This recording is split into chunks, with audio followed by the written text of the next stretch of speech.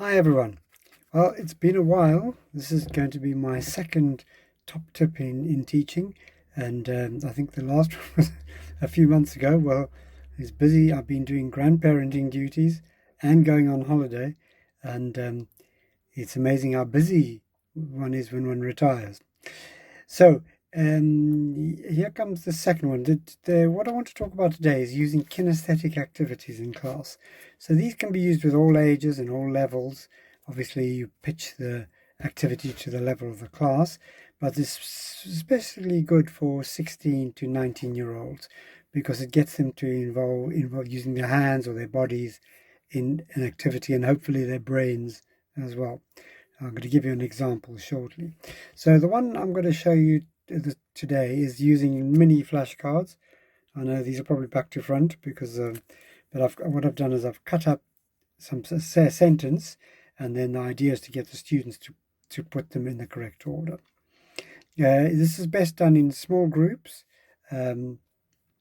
because it increases student talking time and it increases student interaction. Students are working with each other, and it also allows the teacher to move around and monitor, and the teacher can, by observing how the sentences are forming, you can assess how the students are doing.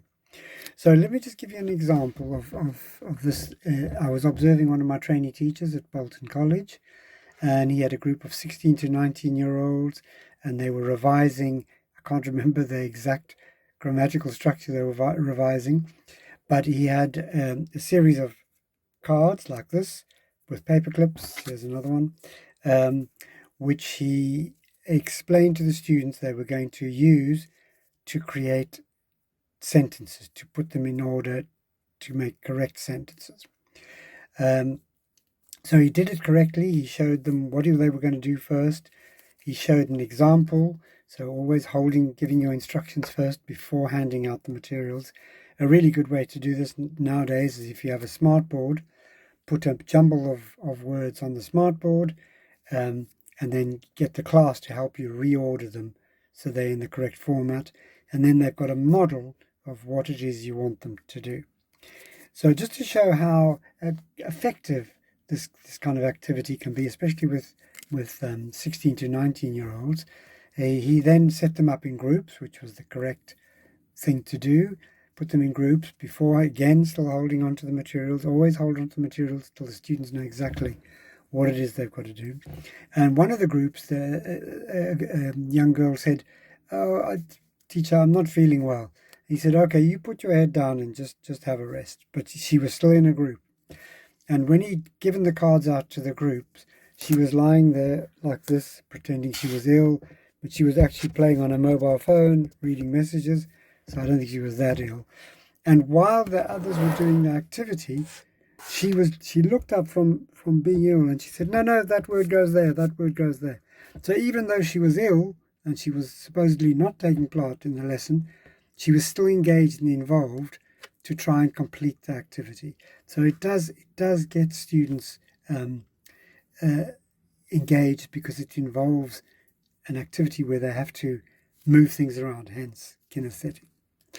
Okay, so I'm going to try and show you this example. I'm just going to pause this a second. Okay, so this is going to be a little bit tricky because I'm just using one hand because I'm using my phone to film this. So every now and then you're going to lose vision. So once you've got them in groups, you give out the words. Make sure they're all mixed up. Let's see if we can put them all out here.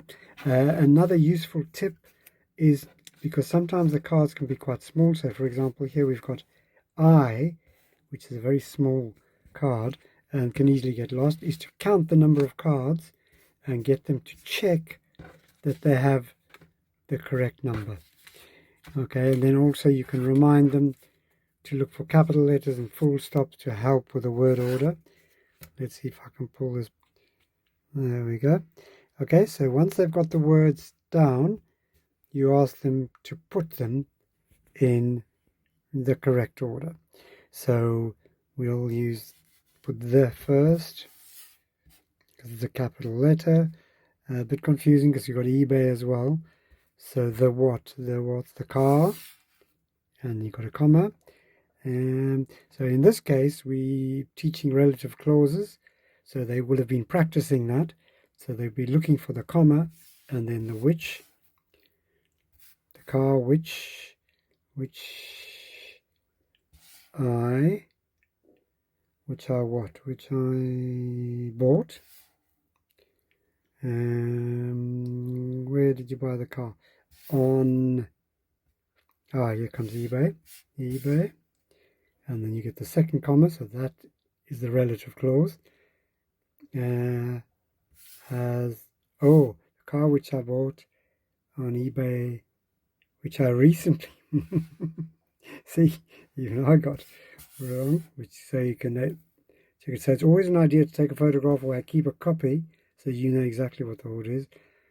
The car which I recently bought on eBay has broken down. Okay, so there they've got the correct order, and then of course the other group are doing the same thing on this side. Let's just open and clip these. Oops, sorry about that. Okay, and they're putting them in order as well. Okay, so they've got exactly the same. I'll talk a little bit, just a quick example here of differentiation. So the which I've kept together, so that would be for a group that's slightly lower level, and the I where it's separate would be a higher level. Okay, let's just turn the camera that way so it's going. Okay, so the car which I recently bought on eBay has broken down. So as part of the feedback, you can get the groups, either send someone from your group to another group and compare answers. So let's put this one in the right order. The car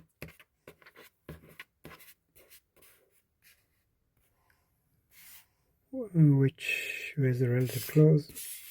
Which I recently bought on eBay has broken down. Okay, so they can then compare answers. They could send one student, and then if they've got the same, another way to do it is just to give them a sheet with the answer printed on it, so they can then check and move any words that are incorrect into the correct place. So they are learning as they conducting feedback. Okay, so now you can do all kinds of things with this. You can ask them to remove the relative clause and see if the sentence still makes sense. Because remember, relative clauses add information, which is why we have the commas, but they should be able to make sense without the relative clause. So you can say to them, okay, now remove the relative clause, which I recently bought on eBay, and see if the sentence still makes sense. The car has broken down. Yes, that makes sense. Okay. Obviously, you don't need a comma in this case, so could have done with cutting the comma out. But you can do all kinds of variations of getting them to move around. Another variation of this is if you have a small class, you can give them each a word and get them to form themselves into a sentence. And then you can give them the relative clause and get the people with the relative clause to find where they fit in the sentence. So there are a lot of different ways you can use these. They do involve and engage the students, and then obviously they can have a written record afterwards, either on the computer screen or as a handout, and they can. It helps them to practice learning the new structure in a way that involves groups. And as I said before, it allows the teacher to move around, and by looking at the answers, you can tell if the students have got it correct or not, and you can give help and tips as you walk around by saying, no, move this there, move that there. What about this? Go and look at that groups over there, so that you're constantly monitoring the groups. Okay, so that's an example of a kinesthetic activity. Let me just get it back onto me. Okay, so that's my second top tip. I'll put that on YouTube. I haven't forgotten, there'll be something in the email. I'm going to try and organize a little reunion in September, probably the end of September, because I'm going to Greece in the middle of September. Okay, I hope you're all well, and I hope that was useful. Thank you. Bye.